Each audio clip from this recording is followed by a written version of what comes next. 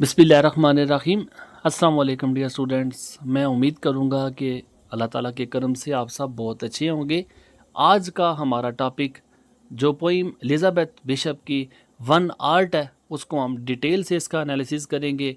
इसमें जो important lines है वो आपके साथ शेयर करूँगा, रेफरेंस सॉल्यूशन के साथ, कॉन्टेक्स्ट उर्दू ट्रांसलेशन के साथ। एक सिंगल स्टेंजा आपको दूंगा जो आपको बचाएगा कि मुख्तलिफ लाइन की अलग से एक्सप्लेनेशन नहीं करनी पड़ेगी।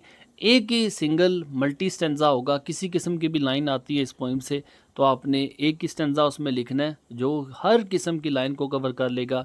और इसके साथ साथ इस पोइम की ट्रांसलेशन को पढ़ने की ज़रूरत नहीं, इसके लेक्चर को सुनने की ज़रूरत नहीं। इस पोइम में हुआ क्या है ये आपको 1 से 1.5 मिनट में जो उर्दू का खुलासा आपको दिखाऊंगा आप उसे पढ़ के इस पोइम के बारे में मुकम्मल तौर पे जान जाएंगे। और इसके साथ साथ आपको मदद मिलेगी कि मुख्तलिफ बच्चे जो मुख्तलिफ क्वेश्चन को तैयार नहीं कर सकते, उनके डिफरेंट आंसर को तैयार नहीं कर सकते, उनकी मदद के लिए एक सिंगल आंसर आपको दूंगा कि किसी किस्म का भी क्वेश्चन आता है उस सिंगल आंसर कोटेशन के साथ और जो इसकी ट्रांसलेशन है उसके साथ में आपको बहुत कुछ इस वीडियो में जानने को मिलेगा। चल के सबसे पहले जो इसकी इंपॉर्टेंट लाइंस हैं उनको देखते हैं, फिर बाकी स्टेप बाय स्टेप सॉल्यूशन आपके साथ शेयर करता हूँ। तो सबसे पहले इस पोइम की जो इंपॉर्टेंट लाइंस हैं वो आप नोट कर लें। पहली 4 लाइनें आपको नज़र आ रही होंगी। आपने इन लाइंस को अपनी टेक्स्ट बुक से हाईलाइट कर लें। आपके पास इंटरनेट का सोर्स है, इस पोइम की टेक्स्ट निकाल सकते हैं, उस टेक्स्ट से आप इन लाइंस को देख सकते हैं। स्टार्टिंग और एंडिंग लाइंस मैंने लिखी हुई हैं, दरमियान में डाट आपको नज़र आ रहे होंगे। अगर आपके पास ना इंटरनेट है ना आपके पास टेक्स्ट बुक है तो जो लाइंस मैंने आपको दिखा रहा हूँ इन्हीं लाइंस को आप तैयार कर लें, इन्हीं लाइंस को नोट कर लें। एग्ज़ाम में जाने से पहले इनको एक नज़र देख जाएं।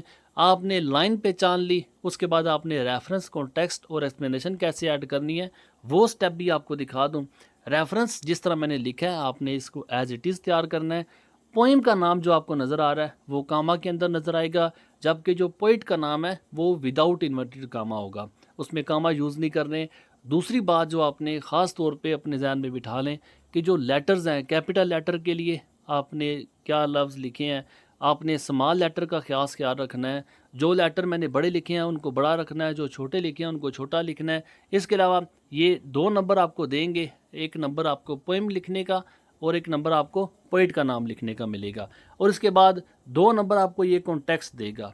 ये 2 नंबर जो कॉन्टेक्स्ट आपका लिखा है उर्दू की ट्रांसलेशन के साथ लिखा है आपको मदद करेगा, याद करने में आपकी काफ़ी आसानी करेगा। उसके अलावा जो एक्सप्लेनेशन आप देख लें ये एक सिंगल मल्टी स्टेंजा एक्सप्लेनेशन है।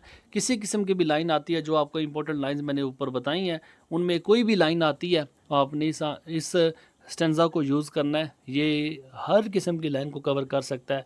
इसमें जो कोटेशंस आप देख रहे हैं इन कोटेशन को आपने लाजमी तैयार करना है, ना सिर्फ एक्सप्लेनेशन स्टेंजा की एक्सप्लेनेशन में बल्कि आप ये जो आंसर आप देखेंगे उसमें भी जो कोटेशन यूज़ की हुई हैं उनको आपने लाजमी तैयार करना है। ये एग्ज़ाम में आपको मैक्सिमम मार्क्स दिलवाने में मदद करेंगे। स्टेंजा आपको 3 नंबर देता है, उर्दू की ट्रांसलेशन साथ ऐड की हुई है। उर्दू की ट्रांसलेशन आपकी मदद करेगी इसको याद करने में। आपको वो बच्चे जो बच्चे ज़्यादा वोकेबलरी का इशू होता है तो आप ट्रांसलेशन के साथ इजीली इसे अपने माइंड में बिठा सकते हैं। ये इंपॉर्टेंट लाइंस, रेफरेंस, कॉन्टेक्स्ट और एक्सप्लेनेशन शेयर की है। अब इसका खुलासा और इसके साथ साथ जो एक मल्टी आंसर है वो भी आपके साथ शेयर कर देता हूँ। वन आर्ट पोइम का उर्दू का खुलासा आप देख सकते हैं। ट्रांसलेशन को पढ़ने को छोड़ें, इसकी मुख्तलिफ वीडियोस को, लेक्चर्स को सुनने को छोड़ें। जो खुलासा आपको दिखा रहा हूँ इस खुलासे को पढ़ लें। आप इस पोइम के बारे में पूरी कहानी को जान जाएंगे कि जो इसमें पोइटेस है वो बताना क्या चाहती है, ये पोइम की कहानी क्या है। इसको सुनने के बाद, इसको देखने के बाद, इसको पढ़ने के बाद आप लोग इस पोइम के बारे में मुकम्मल तौर पे अंडरस्टैंडिंग ले लेंगे, आप ग्रिप हासिल कर लेंगे।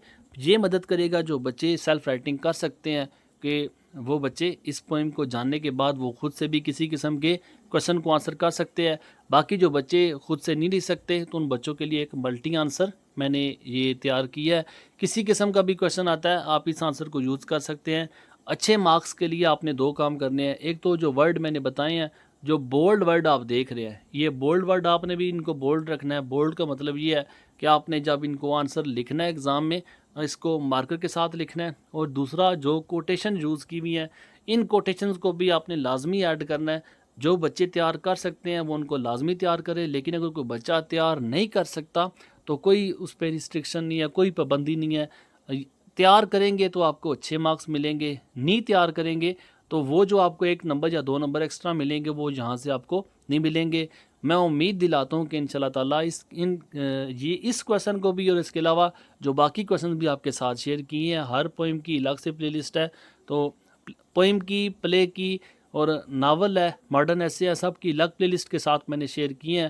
ہر ایک کام کو شیئر کیا ہے آسان انگریزی کے ساتھ، اور کوشش کی ہے کہ جتنا آسان سے آسان ہو سکے آپ لوگوں کے لیے میں یہ کام بناؤں۔ میں امید کروں گا کہ آپ لوگوں کے لیے یہ آسانی کا باعث بنے گا۔ دعا میں یاد رکھیے گا۔ جزاک اللہ۔ اللہ حافظ۔ السلام علیکم۔